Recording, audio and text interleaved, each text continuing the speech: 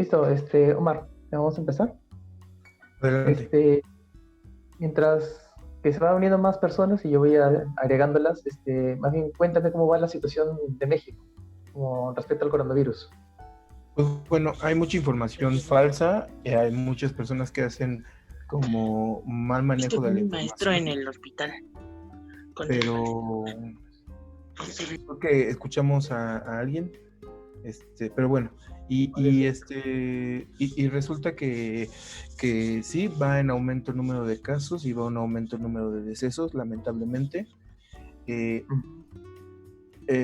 a lo mejor, resulta que podríamos pensar que no tenemos como todas las pruebas necesarias, como qué es lo que se está manejando, pero estamos en un número, dicen las autoridades, considerablemente bueno.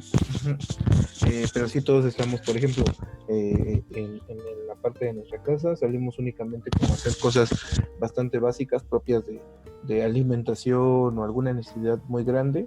Y es por eso que justamente nos reunimos en esa situación.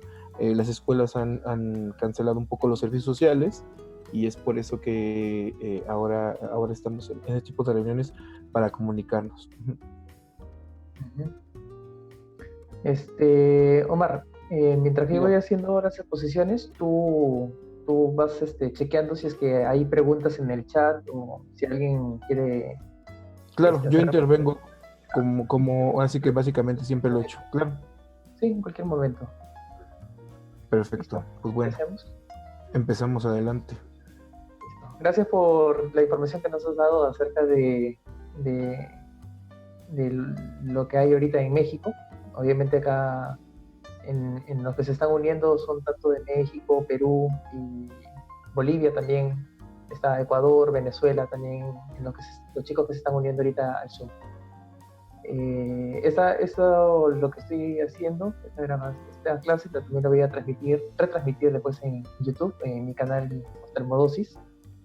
Es un canal que ya lleva casi 2 años. Lo empecé a hacer desde que empecé a hacer la residencia. Y actualmente soy residente de segundo año de oftalmología en el Hospital Cayetano Heredia, en Perú. Entonces, el propósito de crear esta cuenta fue para que más personas pudieran saber acerca de cómo cuidar sus ojos. No solamente para alumnos de medicina, sino también para público en general y más que todo las personas que trabajamos en ojos. Y bueno, el tema de esta charla, como bien dice ahí en la pantalla, es acerca del COVID-19 y los ojos, qué relación hay. Y bueno, primero empezar qué cosa es el coronavirus. Hay que saber de que coronavirus hay varios, hay muchos. Y usualmente son enfermedades de que son transmitidas desde animales a humanos o entre humanos. Cuando afecta a humanos, estas pueden causar enfermedades respiratorias que van desde un resfriado muy simple, pacientes asintomáticos, o incluso pueden llegar a ser formas más severas, como ya pasó con el MERS y el SARS-1. El MERS fue el síndrome respiratorio de Oriente Medio que se identificó en Arabia Saudita en el 2012.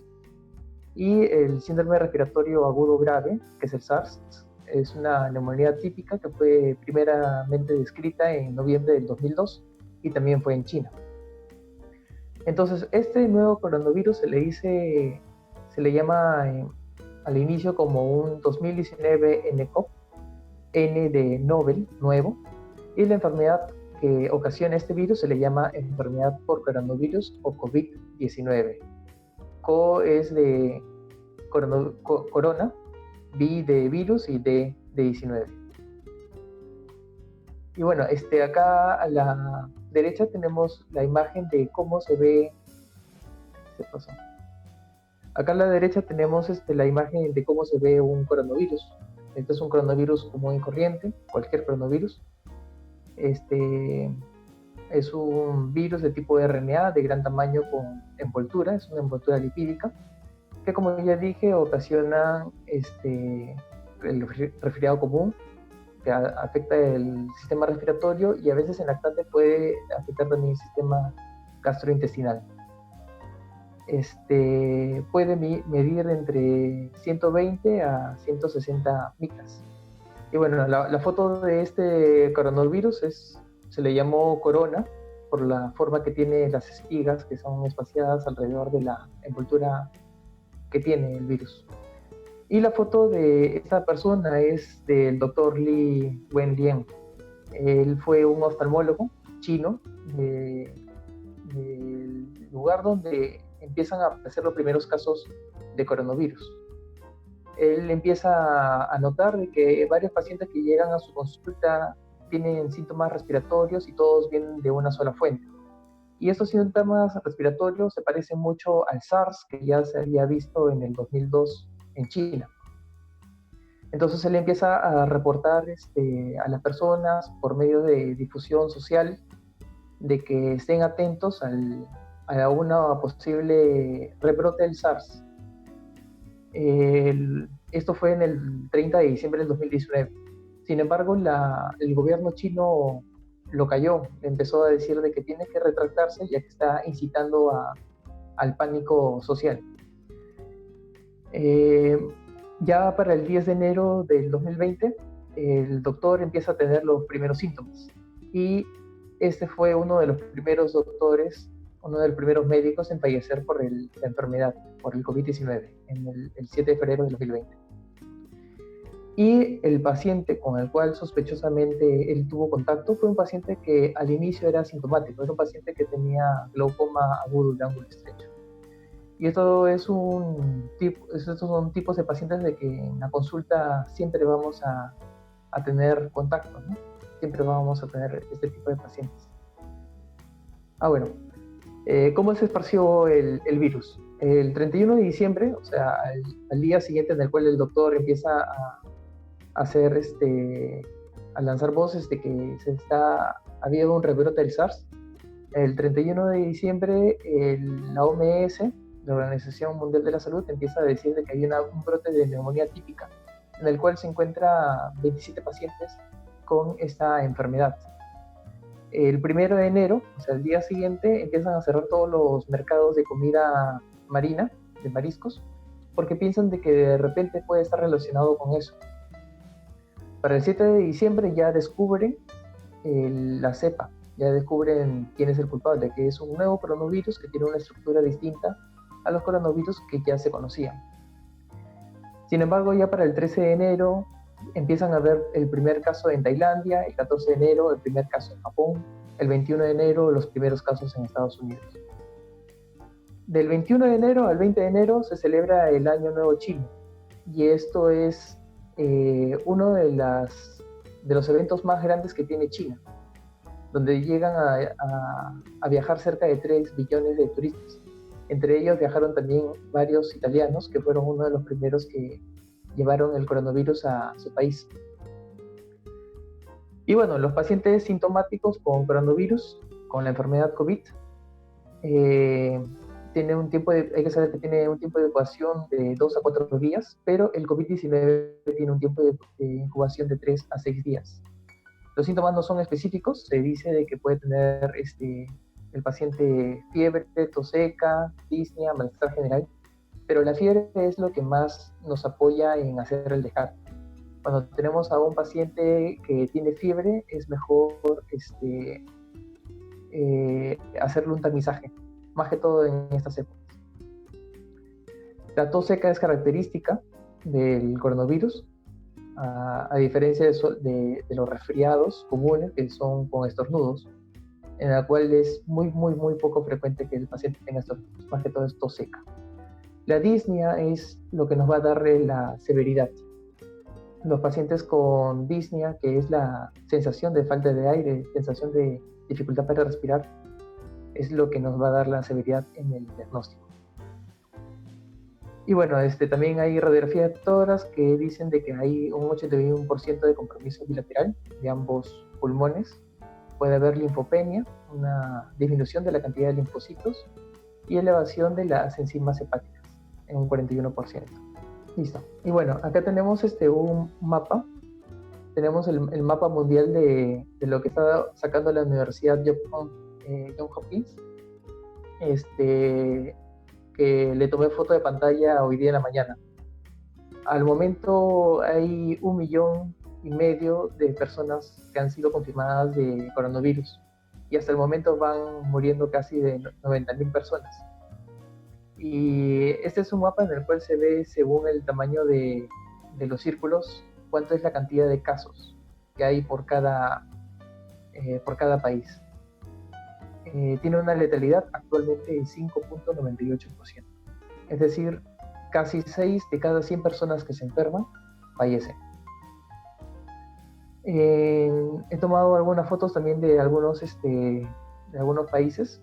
Entre ellos está Chile, con una mortalidad del 0.6%, Brasil, que tiene una mortalidad del 5.7%, siendo actualmente Brasil uno de los 20 países que tienen mayor cantidad de casos alrededor del mundo, con una cantidad de casi más de 16.000 casos positivos.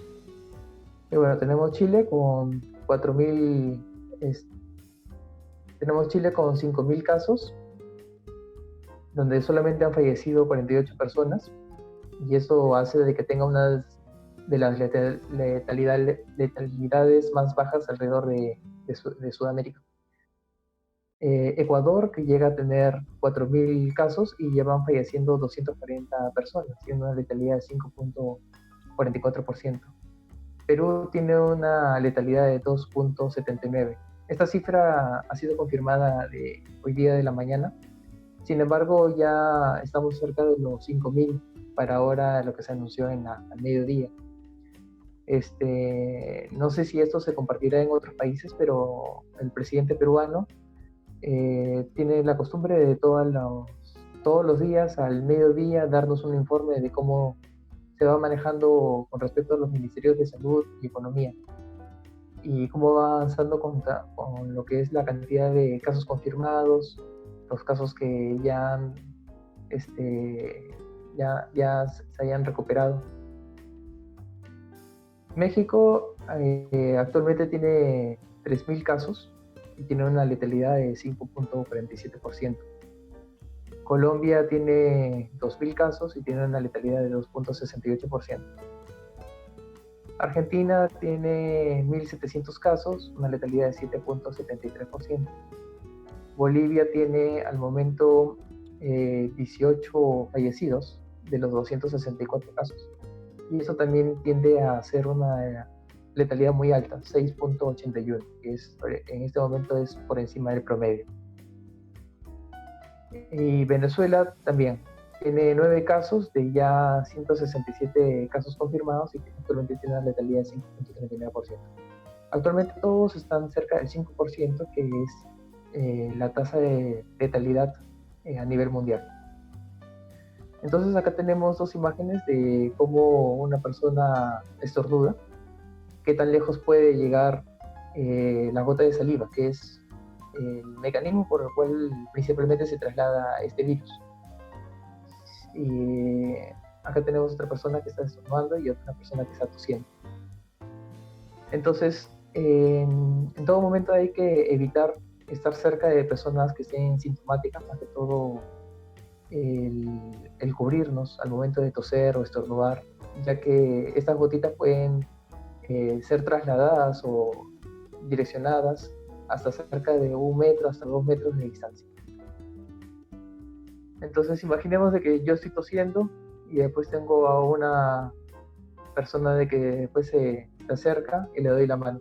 Entonces prácticamente yo me estoy tocando después los ojos, después me estoy tocando la nariz, y entonces empieza a propagarse el virus. Esta de acá es una curva de cómo es la capacidad del sistema sanitario dependiente de cada país. Tenemos una curva que es sin medidas y una curva con medidas. Y este es cómo avanza por días según el número de casos. Cuando el país actúa sin medidas, el número de casos por día empiezan a aumentar de manera casi exponencial. Y la capacidad de sistemas sanitarios, como ya pasó el ejemplo de Italia, en el cual ya no podía atender a tantos enfermos que estaban con el coronavirus. Incluso se decidía no realizar la intubación a pacientes de que tengan mayores de 80 años, a los que necesitaban ventilación mecánica. Cuando el país tiene las medidas apropiadas y lo hace a tiempo, esta curva empieza a disminuir, empieza a caer. Y eso es lo que se quiere, atender la mayor cantidad de pacientes lo más rápido posible y poder detener la propagación del virus. Entonces, ¿qué cuidado tenemos que tener de los ojos con el brote del COVID? En lo que es oftalmología o optometría, o todos los que trabajamos con lo que son los ojos. Las atenciones deben ser solamente de emergencias y solamente urgencias médicas. Las atenciones programadas hay que posponerlas y limitar más que todo el contacto entre doctores, pacientes o todo lo que es personal de salud. Mientras menos limitemos el tiempo de contacto, también evitamos de que esta enfermedad se propague. Y los establecimientos de salud donde se vayan a atender los pacientes tienen que estar lo más que se pueda equipados con mascarilla. A veces puede llegar algún paciente que no tenga mascarilla y hay que proponérsela, hay que dársela. Entonces acá tengo un cuestionario que está en inglés, pero también está traducido al español. Este es un cuestionario de 4 preguntas para poder hacer el tamizaje de pacientes que tienen COVID. Si su paciente tiene fiebre, tiene malestar general, síntomas respiratorios como tos seca, ageusia, anosmia. Ageusia es dificultad para poder sentir el gusto. Anosmia es la dificultad para sentir olores, si tuviera diarrea o cefalea. Si su paciente tuviera síntomas de conjuntivitis como ojo rojo, secreciones, escozor, picor ocular, fotofobia de forma aguda, su paciente convive o ha convivido con alguna persona que haya tenido contacto o esta misma persona ha tenido la enfermedad, es mejor de que esté en cuarentena o que haya estado enferma por los últimos 14 días, o si tiene conjuntivitis u ojo rojo o rosado. Todas estas preguntas son más que todo para poder hacer el tamizaje de pacientes COVID. Y cualquiera que tenga alguna de estas preguntas como respuesta positiva, es mejor diferir la atención a menos que sea una urgencia o una emergencia. Si fuera obviamente una emergencia o urgencia, hay que atenderlo y es en el momento. Pero de todas maneras hay que tomar las medidas que se den de cada caso. Los signos de alarma oculares para poder ir a urgencias.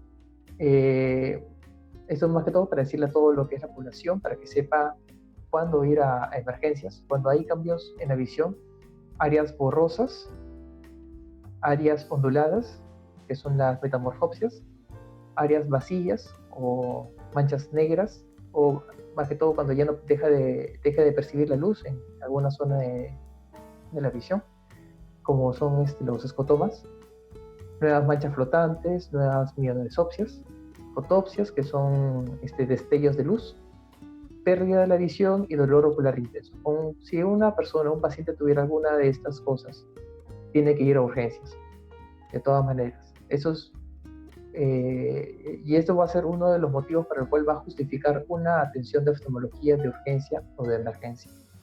Si el paciente usa lentes de contacto, ¿qué habla acerca de qué dice la Academia Americana de Oftalmología? Bueno, ellos dicen de que hay que intentar cambiarlos por lentes de montura, los lentes aéreos, ya que el paciente cuando tiene los lentes de contacto suelen tocarse más los ojos o rascarse más tallarse más los ojos, como dicen en México. Suelen también tener más irritación ocular. Pero los estudios dicen de que no hay evidencia de que tener lentes de contacto o ser usuario de lentes de contacto me predisponga o sea un factor de riesgo para poder tener el coronavirus. Sin embargo, de todas maneras es lo que se prefiere, ¿no? Es lo que recomienda la academia. Y si es que tiene que usarlos, o sea, de todas maneras, tiene que mantenerlos limpios y desinfectados. Y cuando hay síntomas locales, es mejor no adaptar los lentes de contacto. Eso va para todos los optómetras que nos están escuchando.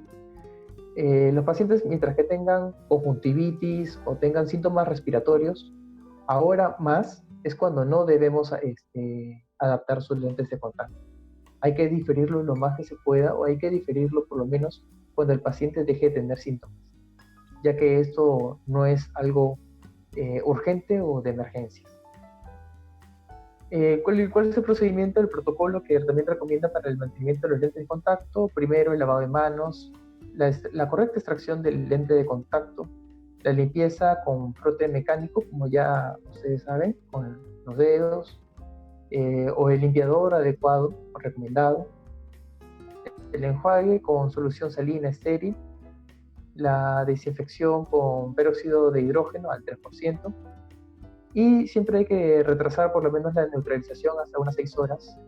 Los lentes de contacto debe ser utilizado más o menos 1 hora después de haberlo puesto en el estuche, de que se haya neutralizado completamente el virus, si es que tuviera.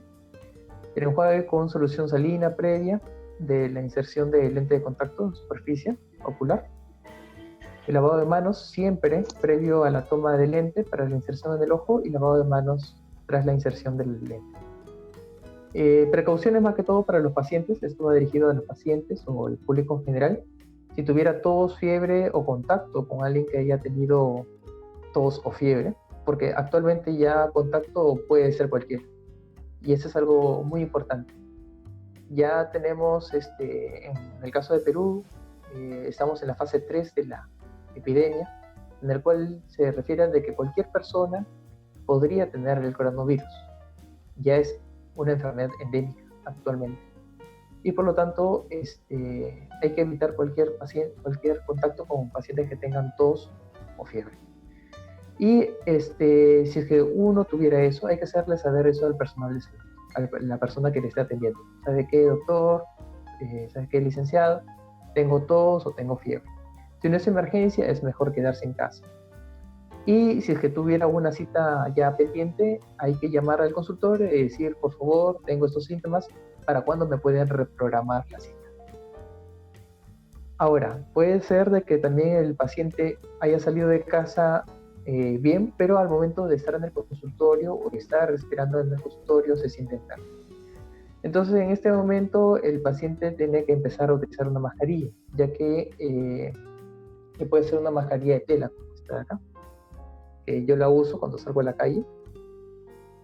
La mascarilla de tela no está aprobada para protegerte, pero sí está aprobada para que tú protejas a los demás, ya que con esta mascarilla retiene la gran mayoría de gotas de saliva que salen al momento de que uno estornuda o tose. Este es algo parecido a tener ya la flexura de codo acá. Una cosa, si es que se llega a cerrar la sesión, por favor, volver a iniciar con el mismo enlace, ya que me quedan 10 minutos de charla. Y bueno, no hablar mientras que el doctor o optómetra le estén evaluando, es mejor no hablar, para poder evitar esparcir las gotitas de saliva. Ya alejarse del microscopio en caso de que uno quiera estornudar o toser. Apenas uno estornude o tosa, siempre hay que lavarse las manos con jabón. Y bueno, y acá aparecen las normas o los pasos a seguir de la OMS, la Organización Mundial de la Salud, de cómo es que hay que lavarse las manos, ¿no? Primero hay que mojarse las manos, aplicar jabón, frotarlo en las palmas, y después frotarlo entre los dedos, tanto la mano derecha arriba y después la mano izquierda arriba, y después entre las palmas, entre ambas manos, y después frotarse el dorso de los dedos. Y también no hay que olvidarse nunca de los pulgares y de las uñas. Y después hay que enjuagarse con agua nuevamente y secarse las manos con una toalla desechable o un papel desechable. Y con este mismo papel hay que cerrar el caño para evitar la transmisión de persona a persona que también quiera lavarse las manos. Este mismo mecanismo también puede hacerse con alcohol gel, y es del mismo modo, ¿no? Frotarse las manos, frotarse entre los dedos, frotarse las uñas, frotarse los pulgares y las palmas de las manos, para así tener las manos completamente limpias, ¿no? Y bueno, ¿cómo se contagia a través de los ojos? Esto es algo también importante. También se puede contagiar a través de aerosoles. Es decir, yo estoy cerca de una persona que tiene conjuntivitis y esta persona, por el mecanismo de aerosol, es decir, por gotas suspendidas, me puede transmitir el virus directamente a los ojos o a la cara, o a la boca. Es por eso de que incluso se recomienda que en el momento de que atendamos a un paciente, no solamente basta el uso de la mascarilla, la N95 o la FFP2 o la FFP3, también hay que proteger nuestros ojos. Y si se puede con una mascarilla hermética, muchísimo mejor. Se dice también de que la conjuntivitis en algunos pacientes ha sido la primera manifestación de la enfermedad sistémica. El paciente solamente iniciaba como conjuntivitis como primer síntoma, y esto hace de que también demore la atención de este paciente. El estudio por el Journal of Medical Virology en 30 pacientes hospitalizados por COVID-19 en China tuvo conjuntivitis. El estudio del New England Journal of Medicine, los investigadores documentaron de que había una inyección conjuntival, una congestión conjuntival en 9 de los 1.100 casi pacientes que fueron evaluados, y esto hace un 0.8%. La tasa es muy baja, pero sin embargo existe. Entonces, por lo tanto, nos dicen hay que mantener una distancia de 1 a 2 metros, ¿no? Porque todas las exploraciones son consideradas de riesgo, siempre estamos evaluando al paciente muy de cerca. Entonces, ¿qué nos dice la OMS? Estar a 1 o 2 metros. Por ejemplo, la distancia de lo que hay un pan entre dos personas, o la distancia entre dos pingüinos rey, o entre la distancia entre un jaguar o un oso de anteojos. Entonces, ¿qué recomendaciones hay acerca de qué debemos hacer? Toda actividad que no es urgente debe ser demorada. Más que todo podemos hacer telemedicina o hacer de que los padres nos llamen para que nos digan cómo están sus niños, porque eso genera mucha ansiedad y hace que los padres quieran llevar al niño al consultorio. Sin embargo, en todo el trayecto desde que uno sale de su casa puede contraer la enfermedad, puede contraer el virus. Más que todo también eso más que todo en las clínicas, en los hospitales, hay que colocar pósters informativos de higiene o si recomendaciones, ¿no? Si que usted tiene fiebre o si usted tuviera tos, es mejor que vuelva a casa y descanse hasta que le pasen los síntomas, en caso que no fuera de gravedad. Extremar más que todo la limpieza de los ambientes. Esto incluye la sala de espera. Muchas veces viene el paciente acompañado de un familiar o de dos familiares, porque como latinos siempre tenemos la intención de ir al médico o al optómetra o a que nos evalúen alguna persona de sanidad con un acompañante. Entonces hay que evitar eso. La utilización de las mascarillas N95, la FFP2 y el FFP3. Esto más que todo es para el personal de salud. El lavado de manos tiene que ser frecuente, las interconsultas, cuando otro servicio nos pida por alguna duda diagnóstica o algún tratamiento, algún examen que se quiera realizar, algún paciente que esté hospitalizado, nos mandan una interconsulta. Hay que hacerlas siempre y cuando sean urgentes. Hay que evitar, como digo, cualquier aglomeración de personas. A veces tenemos a varios pacientes que están esperando que sean atendidos por interconsulta y en ese tiempo que están reunidos pueden contagiarse. ¿Qué dicen acerca de los trasplantes? ¿Qué cosa dice la PAO acerca de los trasplantes? Los trasplantes actualmente solamente están indicados en pacientes que los requieran con suma urgencia. Si es que no es así, es mejor postergar la cirugía de trasplante de córnea o de esclera, por ejemplo. Y en caso se requiera un trasplante, el donador nunca tiene que haber tenido síntomas respiratorios o fiebre, ni mucho menos ser COVID positivo al momento de fallecer. Esto ya se está colocando como norma. Las soluciones antisépticas siempre para los aparatos. Este de acá es una maqueta de cómo proteger una lámpara de hendidura. Se coloca una matriz, una lámina transparente, para poder evitar más que todo hacer una barrera y evitar de que haya una transmisión directa con el paciente, porque nosotros trabajamos a cerca de 30 centímetros de distancia. Y esta barrera siempre entre paciente y paciente hay que desinfectar. Desinfectarla por delante, desinfectarla también por detrás. Desinfectar la cinta donde se coloca la frente, donde se coloca el mentón, la mentonera.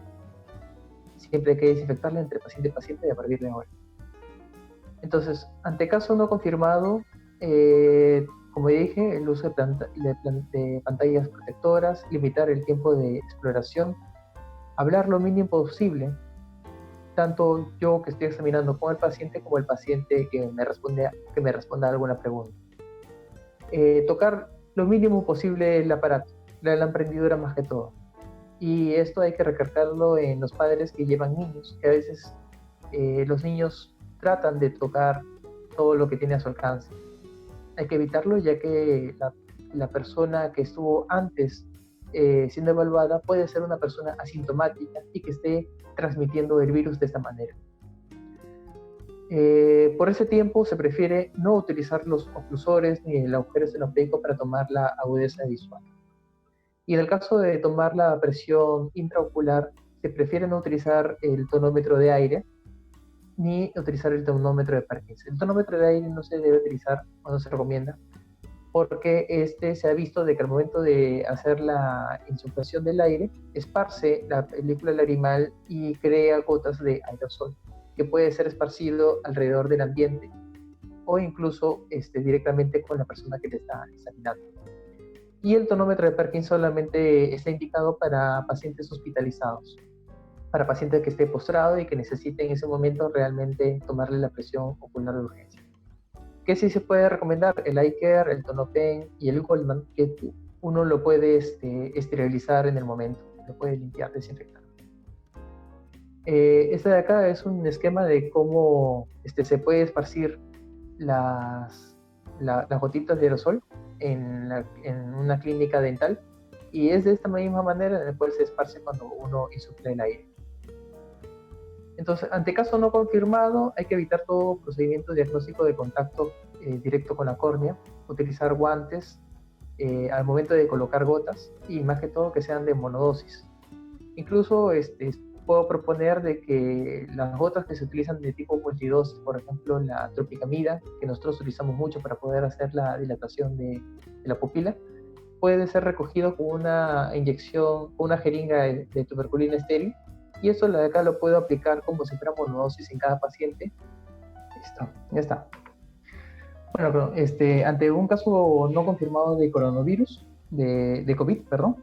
Coronavirus es el nombre del virus y COVID es el nombre de la enfermedad. Ante un caso no confirmado o sospechoso que tengamos de COVID, hay que evitar cualquier tipo de procedimiento diagnóstico que tenga contacto directo con la córnea. Cuando coloquemos gotas a los pacientes, hay que utilizar goteros que sean tipo monodosis, que sean desechables, para que este gotero no entre en contacto con otros pacientes.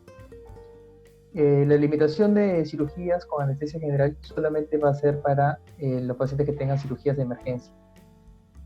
Si es que hubiera que hacer otro tipo de cirugías que no sean de urgencias o de emergencias, es mejor postergarlas. Y evitar cualquier tipo de exploración de vías lacrimales, porque como ya dije anteriormente, es allí donde ya se ha confirmado de que hay presencia del virus. Entonces, ante un caso confirmado, primero hay que referirlo a un servicio diferenciado de urgencias COVID.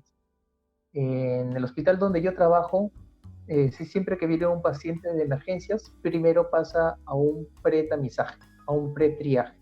En el triaje se les hacen las 4 preguntas que mencioné al inicio. Si es que tuviera o no tuviera sospecha. Si la sospecha de COVID pasa después al triaje de COVID, donde se le examina completamente al paciente y se determina si es que es ameritorio o no ameritorio de tener el diagnóstico de COVID, o si es que fuera necesario a tomarle una muestra nasofaringea para poder confirmar el diagnóstico. En el pretriaje, si el paciente no tuviera ninguno de estos síntomas, pasa a lo que es el servicio de urgencias o emergencias común del hospital. Y esto de acá hay que hacerlo en puertas diferenciadas. Hay que hacer un pasaje para los pacientes que van con sospecha de COVID por una zona y los pacientes que no tengan ningún tipo de sospecha, por otro lado. Los colirios multidosis deben ser desechados luego de su uso para todo paciente que ha sido ya confirmado de COVID. En caso de que tuviera conjuntivitis, evitar cualquier tipo de contacto con la mucosa conjuntival y sus secreciones para poder evitar la esparción de este virus por el mecanismo de aerosol. Y si es que tuviera el ambiente donde voy a examinar al paciente, habitaciones ventiladas, ventanas, hay que abrirlas para que sea una habitación ventilada. Y si en caso fuera ya un ambiente predestinado para pacientes COVID, puede utilizar una presión negativa, donde el flujo de aire solamente va hacia una sola zona. Esta de acá es una foto mía utilizando el equipo de protección facial completo, en el cual utilizo unos lentes que están herméticamente colocados hacia la frente y a las mejillas. Estoy colocando mi mascarilla N95 y un gorro de tipo cirujano. También hay que tener alcohol gel a la mano y de preferencia utilizar ropa descartable encima de nuestra ropa. Como ya hemos visto en medios sociales y en la televisión, hay doctores o personal de salud que utiliza el traje de buzo o el traje de astronauta, que también se le llama. Y esto de acá, más que todo, es para evitar cualquier tipo de contacto del virus que caiga de manera despercibida en nuestra piel o en nuestra ropa. Y también después hay un mecanismo para poder extraerla. Pero esto más que todo se utiliza para cuando hay contacto o trabajo con el paciente COVID confirmado. Este de acá es un algoritmo que está en inglés, pero también hubieron unos peruanos de que hace poco publicaron un artículo presentando este algoritmo de forma en español. Y bueno, lo tenemos acá. Primero, pacientes que requieren o no atención oftalmológica. Primero hay que preguntarles, ¿tiene fiebre o no tiene fiebre? Si es que tiene fiebre, ¿es una patología urgente o no? Si es que no, hay que derivar al paciente al médico internista o el neumólogo para descarte de COVID. Y si es una patología ocular urgente, hay que evaluar al paciente en un ambiente oftalmológico que esté acondicionado para poder atenderlo, para que no haya contacto con otros tipos de pacientes que no presenten ningún tipo de síntoma sospechoso de COVID. Ahora, si el paciente no tuviera fiebre, hay que evaluar más que todo las siguientes preguntas. Hay que evaluar si tiene antecedentes epidemiológicos, como un historial de viajes o contacto con personas que vienen de zonas de alto riesgo. Como ya dije, actualmente este criterio de zonas de alto riesgo ya no es tan fuerte, ya que cualquier persona puede ser portadora asintomática del COVID. Hay que preguntar si tiene o explorar si tiene síntomas de infección del tracto respiratorio superior y si tuviera conjuntivitis aguda en los últimos 14 días. Entonces, si es que no tuviera, entonces el paciente desea posponer su cita, sí o no, o el paciente tiene una patología ocular urgente, sí o no. Si el paciente tuviera una patología ocular urgente, ya hay que hacerle una área separada, ¿no? Y si es que no lo tuviera y el paciente desea posponer su cita, bueno, hay que ver para cuándo podemos postergar su cita. A veces hay pacientes que vienen al hospital solamente para poder recoger sus medicamentos. Son pacientes crónicos, por ejemplo, pacientes que tienen glaucoma y necesitan tratamiento. Actualmente el Ministerio de Salud peruano está sugiriendo de que los pacientes que tengan cualquier tipo de patología crónica hay que darle medicamento como para 3 meses, para evitar de que el paciente se traslade, para empezar. Porque en el momento de trasladarse puede contagiarse con alguna otra persona y transmitir esa enfermedad a su familia o las personas con las cuales él vive. Y bueno, si el paciente no desea posponer su cita, bueno, hay que atenderlo con todas las medidas de bioseguridad y el equipo de protección personal. Y bueno, ya para finalizar, tenemos 5 datos para el personal de ojos. Para cualquier personal que trabaje de ojos, sea enfermero, sea licenciado, sea optómetra, tecnólogo médico con mención en optometría y oftalmología, sea oftalmólogo, a todas esas personas, estos son 5 datos para ellos. Primero, que la conjuntivitis puede ser uno de los primeros síntomas del COVID-19. Como ya se ha dicho, ha habido varios estudios en los cuales se ha demostrado la presencia del virus en la secreción de lacrimales. Y como cualquier enfermedad viral respiratoria alta y baja, también puede presentarse como conjuntivitis, sea o no sea coronavirus. Los pacientes con conjuntivitis por COVID tienen el virus que puede ser transmisible en las lágrimas. 3. La infección por aerosol transconjuntival es un modo ya conocido de la transmisión de la enfermedad. Es por eso de que cuando nosotros envolvemos al paciente, no solamente basta el uso de la mascarilla, sino también el uso de lentes protectores. Y si se puede, unos lentes herméticos que cubran completamente la frente y las mejillas y la nariz, el puente de la nariz. Los pacientes asintomáticos con COVID-19 o pacientes en incubación pueden transmitir la enfermedad. Y se ha demostrado eso, de que los pacientes, las personas que estuvieron en Wuhan, transmitieron de manera asintomática a sus familiares. Puede ser de que no desarrollen en ningún momento la enfermedad, sin embargo, su familiar puede ser que lo desarrolle.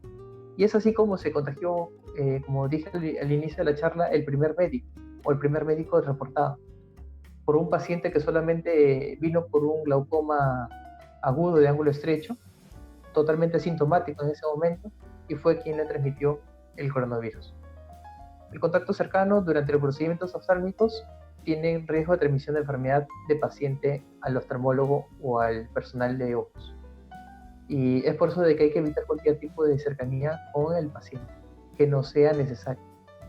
E incluso se dice de que el uso del oftalmoscopio directo, por ser de uso muy cercano al paciente, es mejor en este momento de pandemia evitarlo.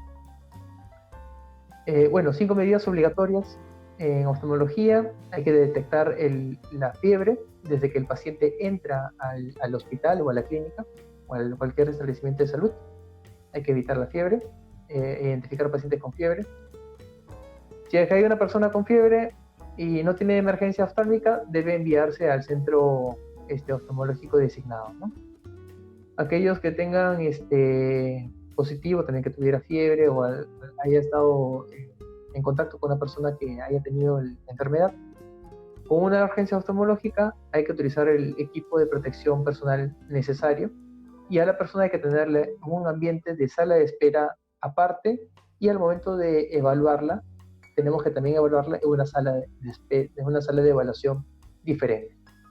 Incluso proponen de que si es que el paciente tiene que esperar por un tiempo, se prefiere que espere lejos del ambiente, lejos del hospital, o puede esperar en su carro. Los pacientes con conjuntivitis, con o sin lo que mencioné en el punto 1, deben ser vistos por un equipo de protección personal en una sala de examen designada, aislada, y en un área de espera también aislada, por el riesgo de que podría ser el primer síntoma del COVID. Y los equipos de barrera incluyen las máscaras N95 o filtradores superiores, descontaminación de prismas de planeamiento, los gonoscopios de contacto, los ecobiómetros, el escáner B y las ondas de biomicroscopía ultrasónica. Y 10 razones para no entrar en pánico.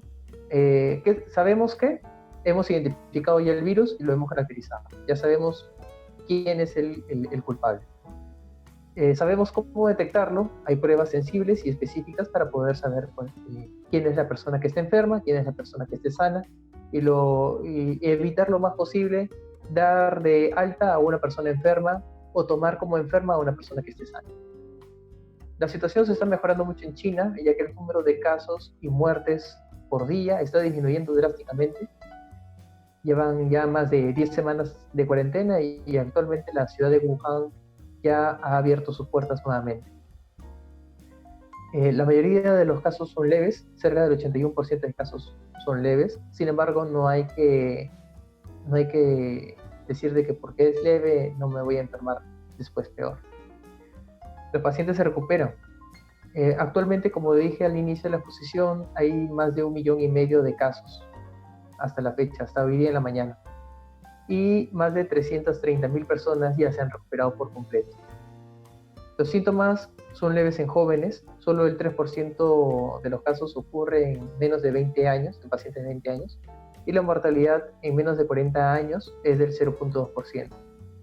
Sin embargo, también se dice de que somos nosotros los jóvenes los que podemos propagar con más frecuencia la enfermedad. Podemos propagarlo a nuestros adultos mayores, que son los que tienen mayor factor de riesgo. La ciencia está en ello a nivel mundial. La cooperación científica internacional está en su apogeo para abordar el COVID-19. El virus se puede limpiarse utilizando solamente 1 minuto de nuestro tiempo. El virus puede activarse utilizando el etanol, el peróxido de hidrógeno y el clorito de sodio. Ya se están preparando vacunas. Actualmente hay varios países que están uniendo fuerzas para poder hacerlo. Actualmente están ya empezando con las primeras pruebas, que se llaman prototipos. Y ya están llegando los agentes antivirales, el remdesivir, la cloroquina, el tamivir, el interferón 1B, que están ahorita bajo prueba. Y bueno, estos son anuncios que puso la Academia Americana de Oftalmología acerca de considerar el COVID como algo muy importante en nuestra práctica diaria. Y bueno, eso es todo por hoy. El ojo es un universo eminente. Muchas gracias por la plática, de verdad estuvo muy interesante y quiero hacer algunas preguntas que están haciendo aquí en el chat. Dice el doctor Isaías, sí, por favor. Muy buena la conferencia, sin duda muy interesante el tema y de gran importancia en estos días. Dice gracias para el doctor Juan Francisco. Solo preguntarle si aparte de la conjuntivitis, y es lo que nos pregunta él, ¿se ha percatado de algún otro síntoma directamente en los ojos? ¿Y a los cuántos días se ha manifestado dicha conjuntivitis? Saludos. Bueno, incluso se manifiesta de que el paciente puede demorar hasta 5 días desde que inicia con los síntomas en acudir a un centro médico. O sea, en el transcurso de los primeros 5 días podría manifestarse como primer síntoma la conjuntivitis. Ahora, otros síntomas u otros diagnósticos que estén ahorita en los ojos, actualmente solamente la conjuntivitis, solamente el ojo rojo. Todavía no ha habido muchos estudios en los cuales digan que pueda aparecer otras enfermedades. Hay otros campos de la medicina que están investigando que no solamente puede manifestarse el coronavirus en los pulmones, o nosotros que ya hemos investigado que se puede transmitir, evidenciar con alguna enfermedad en los ojos, sino también hay enfermedades dermatológicas asociadas al coronavirus o enfermedades neurológicas como una encefalitis que puede ocasionar también el coronavirus. Yo creo que también valdría la pena preguntar lo siguiente. Cuando nosotros, digamos, ese tipo de conjuntivitis, ¿lo estaremos notando como una conjuntivitis folicular, como secundaria a algún virus, o en este caso puede ser algún Sí, el tipo de conjuntivitis es el tipo folicular. Ah, ok, perfecto. Pues esperamos en el chat si alguien tiene alguna pregunta o si alguien quiere activar su micrófono para poder hacer alguna pregunta. Si todo quedó claro, pues bueno. También nos habían dicho en el anterior chat que se cortó un poquito, pero nos comentaban que, me dicen que, bueno, lo que estabas comentando, doctor, que ya han pasado en la fase 3 en su país, ¿no? Me parece que también en Colombia. Sí, estamos en la fase 3 actualmente en Perú. Aquí en México estamos en la fase 2 aún. También la otra cosa que ellos comentaban, si era como un lavado de quirófano, y por las medidas que yo hemos estado realizando y analizando, pensaríamos que son un lavado no quirúrgico, pero sí de manera hospitalaria, ¿no? Como de manera hospitalaria la mejor opción, pero quirúrgico, no sé, no me queda un poquito ahí la duda. No soy experto en esa parte. Y creo que esas han sido las preguntas. Sí. Con respecto al lavado de manos, el lavado de manos es de tipo clínico. Es más que todo hacer todas las maniobras que nos recomienda hacer la OMS, solamente en un caño simple con agua limpia y jabón. De preferencia el jabón líquido, más que el jabón de barra, porque el jabón de barra tiende a tener más contacto con la otra persona. En cambio, el jabón líquido solamente utilizo la cantidad necesaria para dosis individual. La cubierta que tiene el coronavirus es de tipo lipídico, es de un tipo de lípidos, y esto de acá se inactiva muy fácilmente utilizando el jabón, lo saponifica, o también el alcohol al 50-70%, más del 60% inactiva muy bien el alcohol, ya sea alcohol gel o alcohol líquido. Muy bien, invitamos entonces a los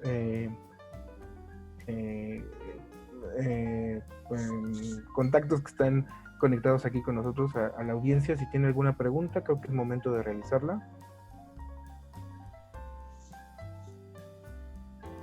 Bueno, también yo quisiera hacer como algún aporte y comentario con respecto a los lentes de contacto.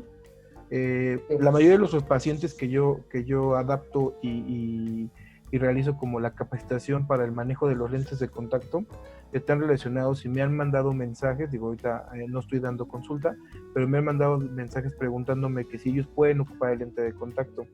Creo que me gustaría exponerlo en este momento. La Organización Mundial, perdón, la Academia Americana de Oftalmología dice que una de las características, pues bueno, tendría que ser un lente de contacto, y me parece que están hablando de lentes de contacto blandos, que absorben como esta parte. Resulta que es cierto que pueden ocupar ellos en vez de un lente de contacto, un lente de armazón, pero los pacientes que a lo mejor por alguna ectasia, por algún keratocono, por algún trauma o por alguna situación tienen un astigmatismo irregular, están ocupando lentes de contacto rígidos. Mi perspectiva es en este momento, ese tipo de pacientes probablemente no tengan una prescripción óptima en un lente de contacto, o sea, óptima me refiero a que no mejoran en un 20-40 y es algo que no pueden ocupar como para su vida diaria o no es algo funcional. Entonces podría ser que, yo estaría pensando que ellos podría ser que sí los ocuparan.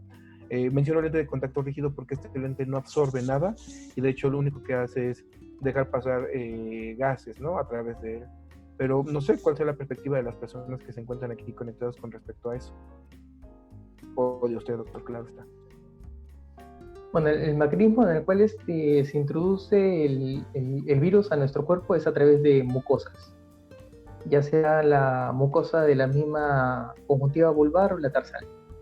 Y es por ahí su mecanismo de ingreso, más que por la misma córnea. Pues bueno, al parecer no tenemos alguna otra pregunta. Le agradecemos mucho al doctor por estar conectado aquí con nosotros y preparando. En el chat acá hay una pregunta, dice, hola, de Estefanía Aparicio.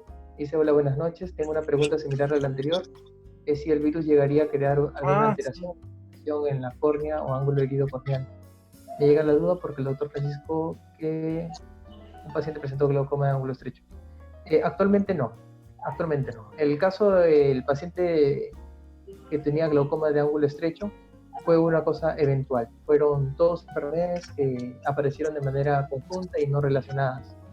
Como digo, era un paciente de que tal vez ya tenía predisposición para el glaucoma de ángulo estrecho y justo en ese momento también era un paciente asintomático del nuevo coronavirus. Y es de esa manera en la cual contagió a uno de los primeros oftalmólogos en declarar esta enfermedad relacionada a los ojos. Ok, también preguntan en el chat que no había prestado atención en ello. Nos pregunta Dago, ¿se puede considerar que la QPS, la queratitis puntera superficial secundaria a la prueba secundaria a la conjuntivitis viral, y si será oportuno revisar o enviar un tratamiento? Vuelve a leerla porque creo que no entendimos. ¿Se puede considerar que la QPS secundaria a la conjuntivitis viral será oportuno revisarlo y enviar el tratamiento? Pues la conjuntivitis viral que causa el coronavirus es tal cual y parecida como cualquier conjuntivitis viral por otro virus. Entonces, si es que hubiera algún problema secundario a la conjuntivitis o a la inflamación que genera, hay que tratarla, de todas maneras. Ahora, ¿este paciente tiene que ser tratado en el momento o después? Eso ya tiene que verse. Si es que se puede, hay que evaluarlo con telemedicina, fotografías. Lo más posible, evitar de que el paciente venga al servicio, ya que, como dije anteriormente, el paciente expone a que más personas se continúen contagiando si esta persona sale de su casa. Por eso siempre se prefiere que se quede en casa y solamente vaya al oftalmólogo si tuviera alguna urgencia o emergencia. También la doctora Menen nos pregunta desde Bolivia, buenas noches, excelente presentación. ¿Hay alguna prueba mediante hisopado conjuntival para detectar el virus? En los estudios que se hicieron en China, en los 30 y pico o 40 y pico pacientes que dieron positivo para COVID, no a todos se les hizo el hisopado nasofaríngeo. Ya en China ya tuvieron la experiencia de que no es necesario confirmar la prueba o confirmar el diagnóstico con una prueba. Más solamente es necesario evaluar si el paciente está realmente grave, hay que tratarlo. Hay que tratar los síntomas hasta que estos síntomas o el periodo de enfermedad baje o disminuya. Ahora, solamente algunos pacientes que tenían el COVID o el coronavirus positivo por la muestra nasofaringea, muy pocos dieron positivo, menos del 2% a las secreciones conjuntivales. Sin embargo, como digo, siempre hay que evitar cualquier tipo de contacto porque si el virus ya está en los ojos, es mejor evitar cualquier tipo de contacto con esas personas. También es más rendidor hacerle la prueba de hisopado nasofaríngeo que hacerle la prueba en los ojos. Voy a detectar más casos positivos si lo hago por la forma de nasofaringe que por los ojos. Ok, pues muchas gracias. No sé si alguien tenga alguna otra pregunta, algún comentario. Acá Gaby está preguntando si es que hay una relación entre incidencias de infección entre COVID-19 en pacientes inmunodeprimidos se ha detectado.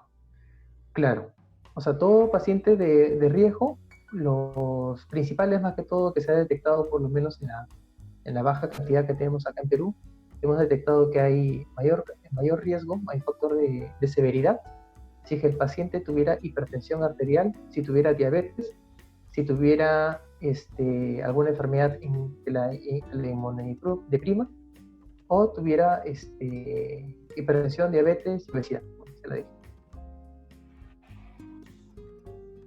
Ok. Pues bueno, muchas gracias. Pues no sé si tenga algún otro comentario, doctor, para finalizar esta charla. Bueno, más que todo, Omar y a todos ustedes, muchas gracias por haberme invitado a la charla. Estoy muy, muy feliz de que me hayan tomado en cuenta y que me hayan dado también un tema que es muy importante y es muy importante actual. Es actual más que todo. No. Más que todo porque es parte de nuestro trabajo y tenemos que evolucionar, tenemos que aprender a cómo manejar de partir de ahora a nuestros pacientes. Ya el mundo está cambiando gracias a este virus y nosotros tenemos que cambiar y adaptarnos. Las maneras en las cuales vamos a tratar o evaluar a nuestros pacientes también va a tener que cambiar. Más que todo para poder evitar de que este virus siga propagándose y causando tantas muertes como ya le está causando ahorita en Estados Unidos, incluso ha superado la cantidad de muertes que ha tenido Italia. Sí, completamente buen dato y pues que todo eso, ¿no? Está consciente. También nos dice, no te olvides de los casos, no sé quién sea quien escribió la pregunta, no te olvides de los casos que se han producido en ciertos animales por antropozoonosis. Claro, el coronavirus es una de las enfermedades que es considerada una zoonosis. Es un virus que es transmitido de un animal hacia el humano. Y se sospecha, bueno, como ya ha aparecido en muchos reportes, que pueden ser causados por murciélagos. Claro. Yo tengo ahí un comentario, genuinamente no sé, no tengo las fuentes bibliográficas que lo dicen, pero platicando con una persona que hace investigación justamente en murciélagos, dice que muchos de los virus que se encuentran como innatos o parte de su microbiota natural de estos, resulta que han sido de manera con respecto a la evolución. O sea, la conclusión de esto es que ellos existieron antes que nosotros por sus rasgos evolutivos, vamos a ponerle así, y puede ser que sea una de las teorías que no está como tal confirmada, pero que alguno de ellos al momento de pasar en esta situación que están mencionando, pueden ser que sea una de las partes con las que tenemos ese tipo de cambios, ¿no? Al momento de que pasa por no sé, por en la parte esta de transmisión de seres humanos. No me siento tan seguro en el tema, pero pues bueno, justamente eso es lo que había platicado con una persona que se dedica, es veterinario y que se dedica a la investigación de murciélagos, ¿no? Que es un virus probablemente que ya haya sido innato para ellos y que para nosotros no esté como o sea, O sea que por coincidencia llegó a nosotros. Exacto, sí. Y más que nada él mencionaba la parte de que estos murciélagos al momento de que se expande la mancha, pues bueno, de ciudad o la ciudad como tal, y hay menos lugares en donde o sea que su hábitat natural están colonizadas, o bueno, donde vive la gente, pues puede ser que sea una de esas situaciones, ¿no? Terminan viviendo en graneros, terminan viviendo en lugares donde no hay como tanta luz y por eso tienen la convivencia con los seres humanos. Exacto. Pues bueno, listo. Pues bueno, agradecemos, doctor Juan Francisco, esta participación y pues bueno, muchas gracias a todos por estar aquí conectados. Okay. Muchísimas gracias a todos y gracias por mantenerse en la charla. Y gracias también por sus preguntas. Hasta luego. Hasta luego.